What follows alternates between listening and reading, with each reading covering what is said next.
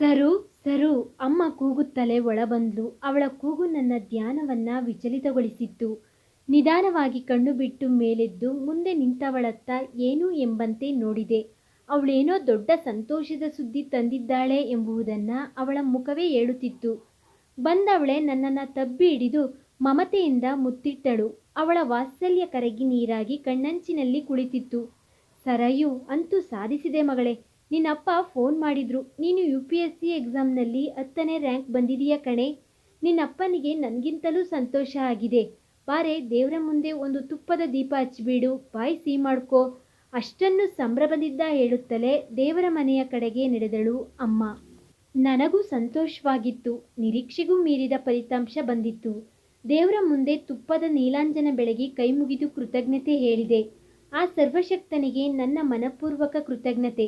ನನಗೆ ರ್ಯಾಂಕ್ ಕೊಟ್ಟಿದ್ದಕ್ಕಲ್ಲ, ಇಂದಿನ ನನ್ನ ಯಶಸ್ಸಿಗಲ್ಲ, ಮತ್ತಿನ್ಯಾಕೆ ಗೊತ್ತಾ?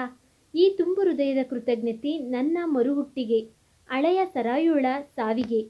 ಎಂದೋ ಅತಿ ಕ್ಷುಲ್ಲಕ ಕಾರಣಕ್ಕಾಗಿ ಅಮೂಲ್ಯವಾದ ಈ ಬದುಕಿಗೆ ವಿದಾಯ ಹೇಳಿ ಹೊರಟವಳನ್ನ ಮತ್ತೆ ಎಳೆದು ತಂದು ಜೀವನ ಎಂದ್ರೇನು ಎಂಬುದನ್ನು ತೋರಿಸಿಕೊಟ್ಟಿದ್ದಕ್ಕಾಗಿ, ನನಗೆ ಗುರುವಾಗಿ ನೀಡಿದ ಅರಿವಿಗಾಗಿ, ನನ್ನೊಳಗಿನ ಅಂತಃಶಕ್ತಿಯನ್ನ ಚೇತನವನ್ನ ಜಾಗೃತಗೊಳಿಸಿ ನನ್ನನ್ನು ನಾನು ಅರಿಯುವಂತೆ ಮಾಡಿದ್ದಕ್ಕಾಗಿ, ಬದುಕಿನೆಡೆಗೆ ಮರಳುವಂತೆ ಮಾಡಿದ್ದಕ್ಕಾಗಿ ಈ ಕೃತಜ್ಞತೆ.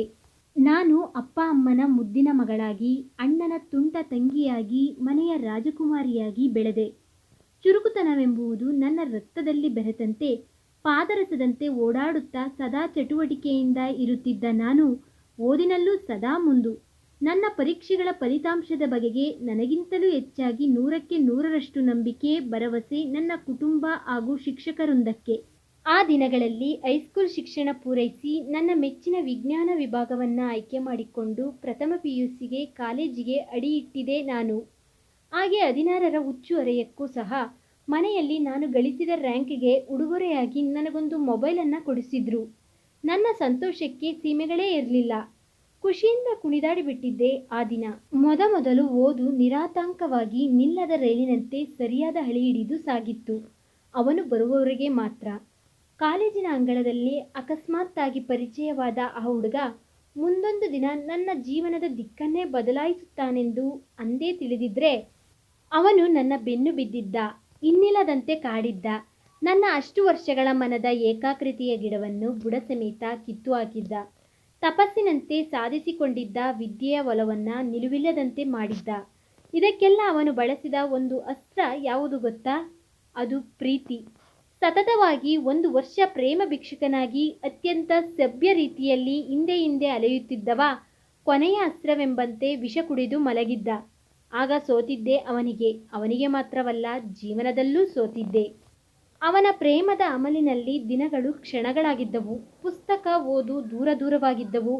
ಸದಾ ಅವನದೇ ಧ್ಯಾನ, ಅವನದೇ ಕನಸು, ಬೇರೆಲ್ಲವೂ ಮಾಯ. ಅವನು ಏನೇ ಹೇಳಿದರೂ ಕಣ್ಣು ಮುಚ್ಚಿ ಕೇಳುತ್ತಿದ್ದೆ ನಾನು. ಅದಾಗಲೇ ನನ್ನ ಖಾಸಗಿ ಎನಿಸುವಂತಹ ಫೋಟೋಗಳನ್ನು ಅವನಿಗೆ ಅವನೇ ಹೇಳಿದಂತೆ ಕಳಿಸಿಕೊಟ್ಟಿದ್ದೆ. ಆಗ ಶುರುವಾಗಿತ್ತು ನೋಡಿ ಮೋಸದಾಟ. ಪ್ರೀತಿಯ ಭ್ರಮೆ ಮುಂಜಾನೆಯ ಸೂರ್ಯಕಿರಣಕ್ಕೆ ಕರಗುವ ಇಬ್ಬನಿಯಂತೆ ಕರಗಿ ಹೋಗಿತ್ತು. ನನ್ನ ಫೋಟೋಗಳನ್ನು ಬಳಸಿ ಬ್ಲ್ಯಾಕ್ ಮೇಲ್ ಮಾಡತೊಡಗಿದ್ದ. ಆಗಲೂ ಮೂರ್ಖತನದ ಪರಮಾವಧಿ ಎಂಬಂತೆ ಅವನನ್ನು ಚೂರು ಅನುಮಾನಿಸದೆ ಅದು ಅವನ ಪ್ರೀತಿ ಬಯಕೆ ಎಂದುಕೊಂಡೇ ಅವನಿಗೆ ಶರಣಾಗಿ ಹೋಗಿದ್ದೆ. ಎಲ್ಲ ರೀತಿಯಿಂದ ಕಣ್ಣು ಬಿಡುವುದರೊಳಗಾಗಿ ಕೊಟ್ಟ ಔಷಧಿಯ ಮಂಪರಿಳಿದು ಯಾವುದೋ ನರಕದಂತಹ ವೇಶ್ಯಾವಾಟಿಕೆಗೆ ರವಾನೆಯಾಗಿದ್ದೆ. ಅಪ್ಪ ಅಮ್ಮನ ಪುಣ್ಯ ದೊಡ್ಡದಿತ್ತು. ರಾಕ್ಷಸರಿಗೆ ಬಲಿಯಾಗುವ ಮುಂಚೆ ನಾನು ಅಲ್ಲಿಂದ ಪಾರಾಗಿ ಬಂದೆ. ಆದರೆ ನನಗಾದ ವಂಚನೆ ಮೋಸಗಳಿಂದ ಮಾನಸಿಕವಾಗಿ ಕುಸಿದು ಹೋದ ನಾನು ಪೂರ್ಣವಾಗಿ ಖಿನ್ನತೆಗೆ ಒಳಗಾಗಿ ಆತ್ಮಹತ್ಯೆಯ ಪ್ರಯತ್ನಗಳನ್ನು ಮಾಡಿದೆ. ಓದು ಪೂರ್ಣವಾಗಿ ನಿಂತು ಹೋಯಿತು. ಊಟ ತಿಂಡಿ ಉಡುಗೆ ತೊಡುಗೆಗಳಲ್ಲಿ ಆಸಕ್ತಿಯೇ ಇಲ್ಲದಾಗಿತ್ತು. ಜನರ ಚುಚ್ಚು ಮಾತು, ಹುಸಿ ಅನುಕಂಪದ ಮಾತು, ಅಪ್ಪ ಅಮ್ಮನ ಕಣ್ಣೀರು ನನ್ನನ್ನು ಇಂಚಿಂಚು ಕೊಲ್ಲುತ್ತಿದ್ದವು. ಸತತವಾಗಿ 1 ವರ್ಷ ನಾನು ಅಕ್ಷರಶಃ ಜೀವಂತ ಹೆಣದಂತೆ ಬದುಕಿದೆ. ಆದರೆ ನನ್ನ ಬದುಕಿನಲ್ಲಿ ಬದಲಾವಣೆಯ ಗಾಳಿ ಆ ದಿನ ಬೀಸಿತ್ತು. ಅದೊಂದು ದಿನ ಅಪ್ರಯತ್ನವಾಗಿ ನನ್ನ ಕಣ್ಣು ಮೇಜಿನ ಮೇಲಿದ್ದ ಒಂದು ಪುಸ್ತಕದತ್ತ ಹೊರಳಿತು. ಗಾಳಿಗೆ ಹಾರುತ್ತಿದ್ದ ಆ ಪುಟಗಳು ಕಿರಿಕಿರಿ ಎನಿಸಿ ಪುಸ್ತಕ ಮುಚ್ಚಿ ಭಾರವಾದ ಯಾವುದಾದರೂ ವಸ್ತು ಏರಲು ಆ ಕಡೆಗೆ ಹೋದವಳು ಹಾಗೇ 1 ಸಾಲು ಅಷ್ಟೇ ಅಪ್ರಯತ್ನವಾಗಿ ಓದಿದೆ. ಮತ್ತೆರಡು ಸಾಲು ಓದುವಷ್ಟರಲ್ಲಿ ಯಾವುದೋ ಸೆಳೆತದಿಂದ ಅಲ್ಲೇ ಕುಳಿತು ಓದತೊಡಗಿದೆ. ಮನಸ್ಸಿಗೆ ಹಿತವೆನಿಸಿತು. ನನ್ನನ್ನು ಕಾಡುವ ಅನೇಕ ಪ್ರಶ್ನೆಗಳಿಗೆ ಆ ಪುಸ್ತಕದಲ್ಲಿ ಉತ್ತರವಿದೆ, ಸಮಾಧಾನವಿದೆ, ಸಾಂತ್ವನವಿದೆ ಎನಿಸಿತು. ನನ್ನನ್ನು ನಾನು ಅರಿಯಲು, ಕಳೆದುಹೋದ ನನ್ನನ್ನು ಹುಡುಕಲು, ತನ್ನಲ್ಲಿರುವ ಶಕ್ತಿಯನ್ನು ಗುರುತಿಸಲು, ಮಾನಸಿಕವಾಗಿ ನನ್ನಲ್ಲಿರುವ ಖಿನ್ನತೆಯನ್ನು ಬೇರು ಸಮೇತ ಕಿತ್ತೊಗೆದು ಹೊಸ ದೃಷ್ಟಿಕೋನ ಬೆಳೆಸಿಕೊಳ್ಳಲು ಆ ಪುಸ್ತಕ ನನಗೆ ಸಹಾಯ ಮಾಡಿತು. ಆ ಪುಸ್ತಕದ ಹೆಸರು ಭಗವದ್ಗೀತೆ. ನಿಧಾನವಾಗಿ ನನ್ನ ದುಃಖ ಖಿನ್ನತೆಗಳಿಂದ ಹೊರಬಂದ ನಾನು ಬದುಕನ್ನು ಸವಾಲಾಗಿ ಸ್ವೀಕರಿಸಿದೆ.